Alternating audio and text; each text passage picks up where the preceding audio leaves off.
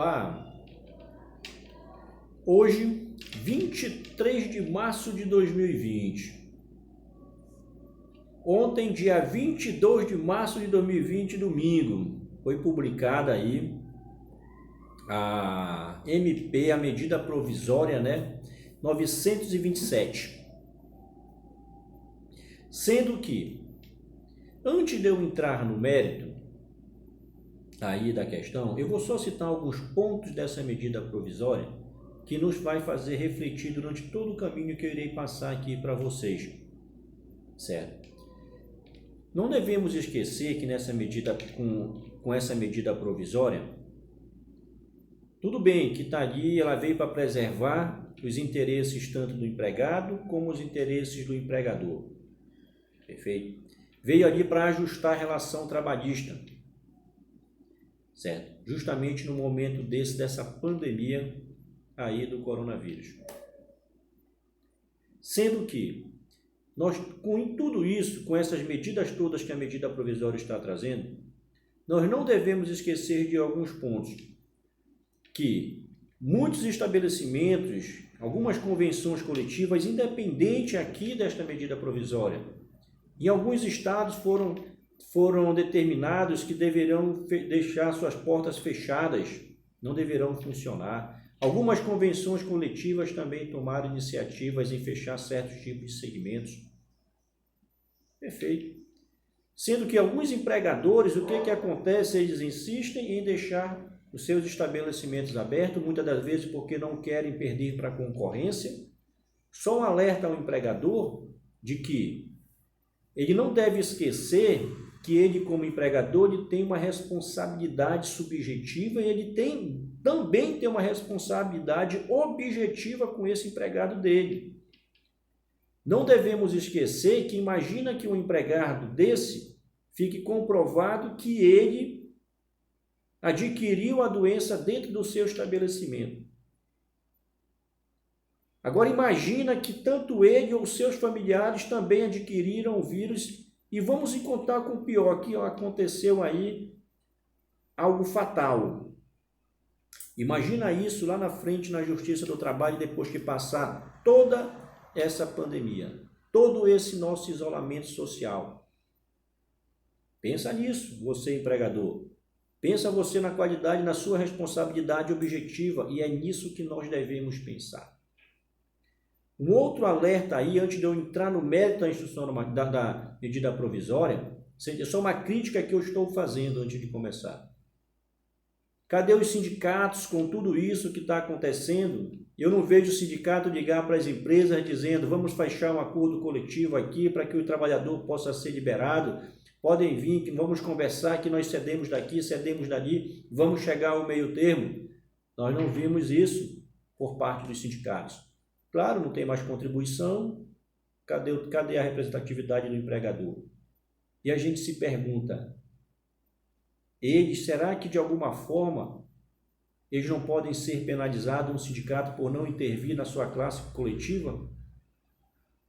Um outro ponto também que nós devemos observar, aí na própria tem muitas convenções coletivas que estão determinando os seus fechamentos das suas atividades por 30 dias, tem uns que eu já vi por 45 dias, tem outros que eu já vi por 60 dias, e com detalhe, um acordo firmado empresa-convenção coletiva, aonde o empregador ficará na sua residência sem sequer receber um único salário, nenhum tipo de remuneração, nenhum tipo de contraprestação pelo serviço, pela ausência. Ou seja, passar 30, 45 ou 60 dias na sua residência sem ter nenhum dinheiro. E convenções coletivas sendo feitas. Já tenho conhecimento de 5 convenções coletivas com esse teor.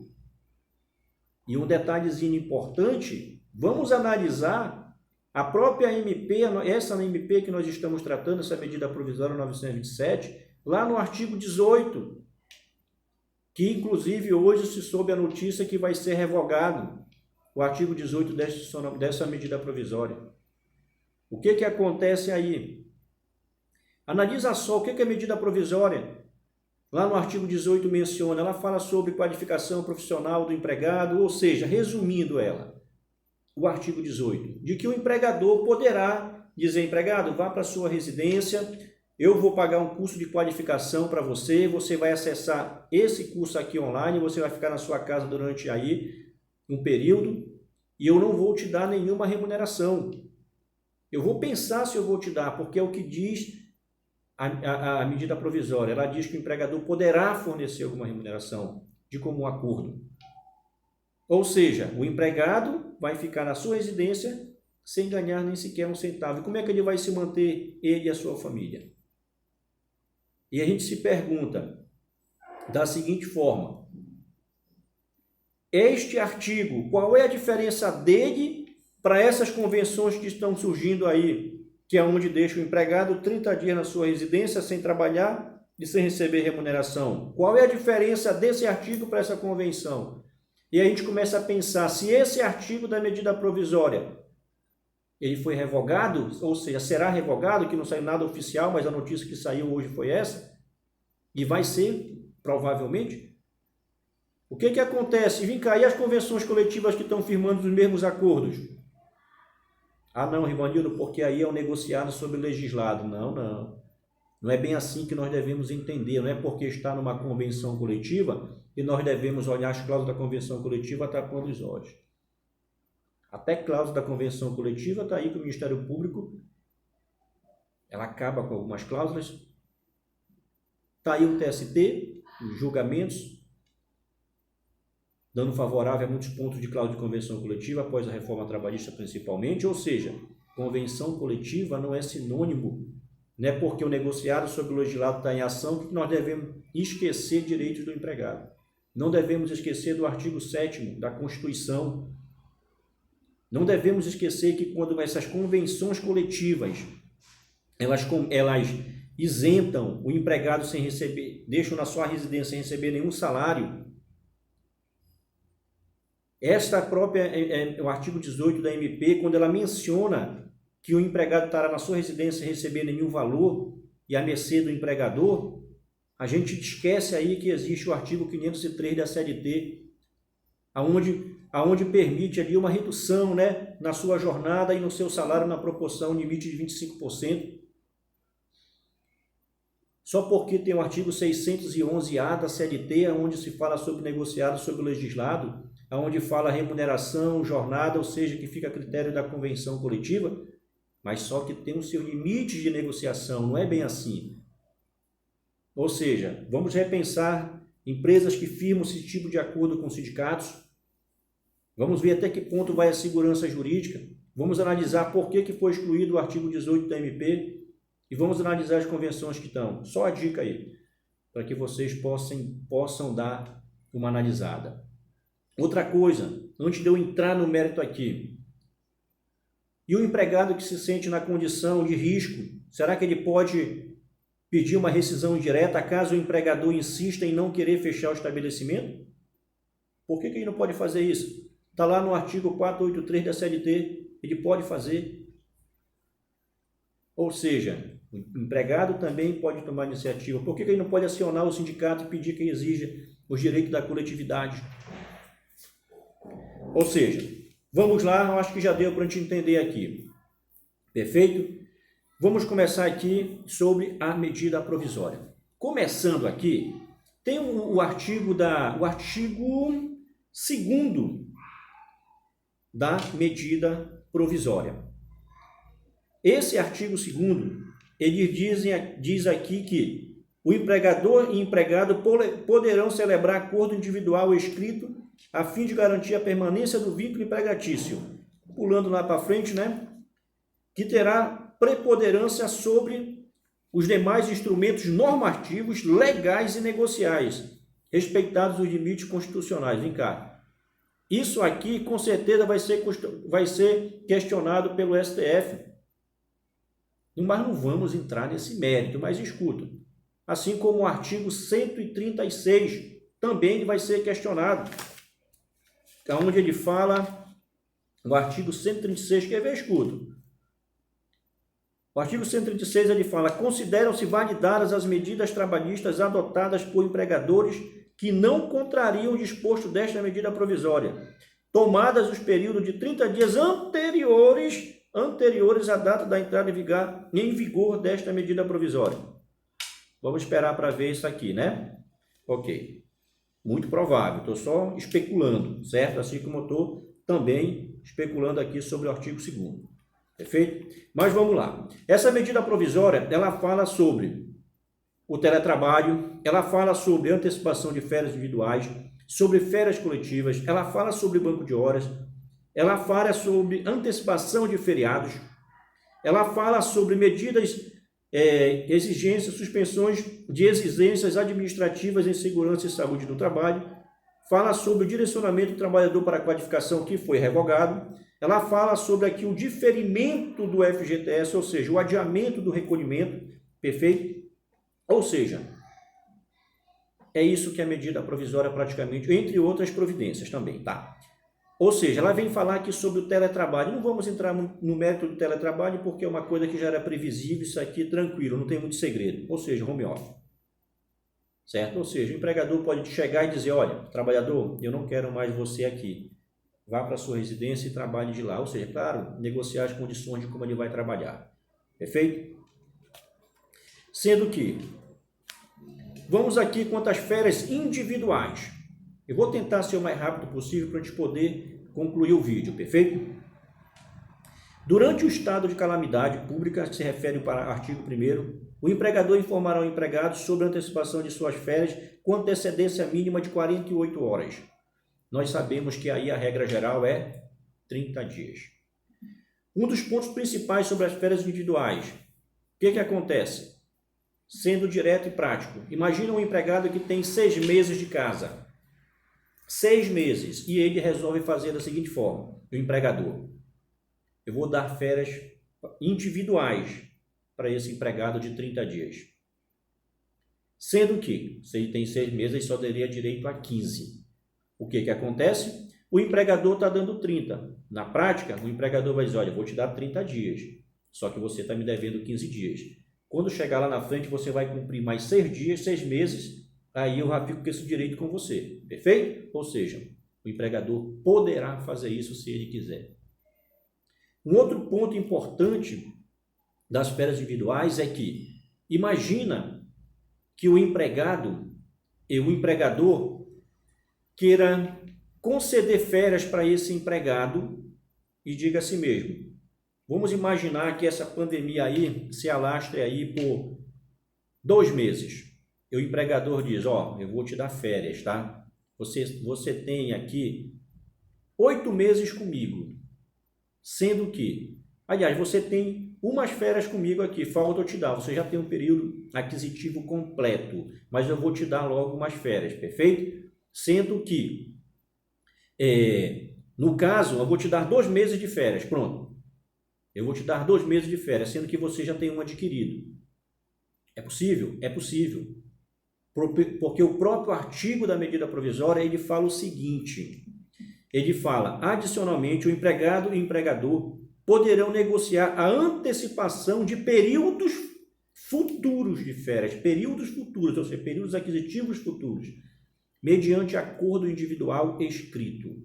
Ou seja, o empregador pode fazer com que ele fique de férias durante 60 dias. Mas como ele só tem direito a esses outros 30 dias em excesso, o empregador já está dando para ele já 2 períodos aquisitivos, ou seja, ele vai trabalhar como se fosse ali, já quase que chegando no segundo período concessivo, no primeiro período concessivo, no término, e o empregador já está com crédito com ele. E se for 3 meses, assim por diante, sem limite. Se for 5 meses, o empregador vai ficar 5 meses ausente da empresa, ou seja, o empregado vai trabalhar durante 5 anos sem tirar férias. É o que está escrito na medida provisória. Perfeito? Um outro ponto interessante também, vamos lá. Nenhum período de férias não poderão ser gozados em períodos inferiores a 5 dias de férias. Nós sabemos que pela regra geral são 14 dias, o primeiro como regra, né? 5 dias, nenhum dos dois outros períodos pode ser inferior a 5 dias, ou seja, 14, 5, 5, pela regra geral. Aqui, as férias poderão ser no mínimo de 5 dias. Ou seja, a empresa pode chegar e dizer, olha, eu vou te dar, a princípio, 15 dias de férias, depois eu te dou mais 7 dias, depois eu te dou o outro restante, sem problema nenhum, tranquilo por aqui. Ou seja, isso veio flexibilizar a relação patrão-empregado no que se refere a férias. Ok? Deixa eu ver que outro ponto nós temos aqui, quanto ao pagamento de férias.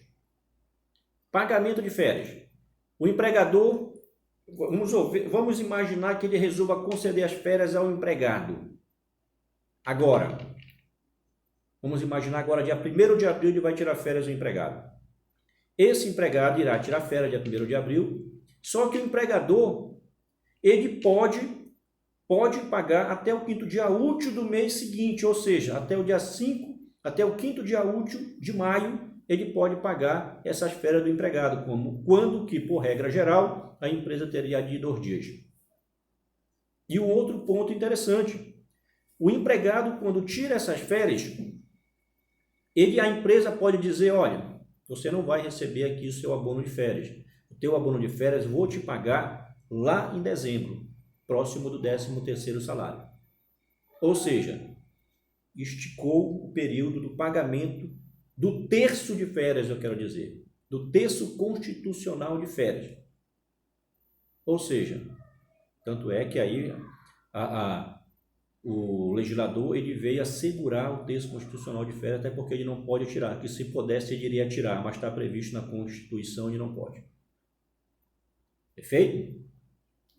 Deixa eu ver aqui outro ponto, eu acho que seria apenas esse no que se refere às férias, para quem está correndo aí para poder passar informações o mais rápido possível para vocês, para o vídeo não se alongar muito, perfeito? Vamos às férias coletivas, perfeito? Férias coletivas. Como regra, nós sabemos que férias coletivas, nós podemos conceder umas férias coletivas em até 2 períodos. Isso é o que está escrito lá na regra geral. Sendo que nenhum desses períodos poderá ser inferior a 10 dias. Na prática, um desses períodos não pode ser inferior a 10 dias. Na prática, o que aqui a medida provisória veio trazer? Ela veio dizer, você pode parcelar, você pode fazer em 2, 3, 4, 5, 6 períodos essas férias coletivas. E você pode dar nesses 6 períodos, cada período 5 dias, que vai dar 30 dias. É o que veio dizer. Por quê? Olha o que diz a medida provisória. A medida provisória fala o seguinte. Resumindo aqui, né? No mínimo, 48 horas não aplicáveis ao limite de períodos anuais e o limite mínimo de dias corridos previstos na CLT. Não aplicáveis ao limite máximo de períodos anuais, ou seja, 2 períodos, não aplicáveis.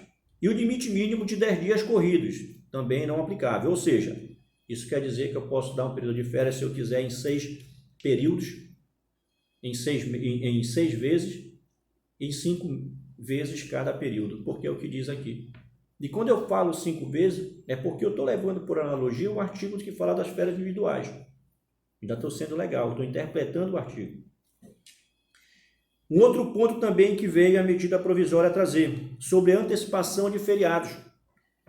Ou seja, fazer uma espécie de compensação de feriados.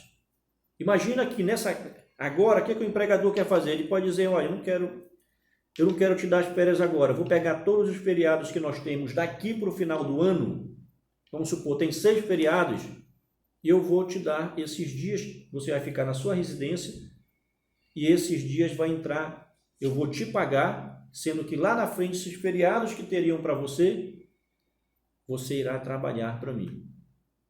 Também é o que está escrito na medida provisória. É salvado aí os feriados religiosos, perfeito? Que tem que ser de comum acordo ali com o empregado, né?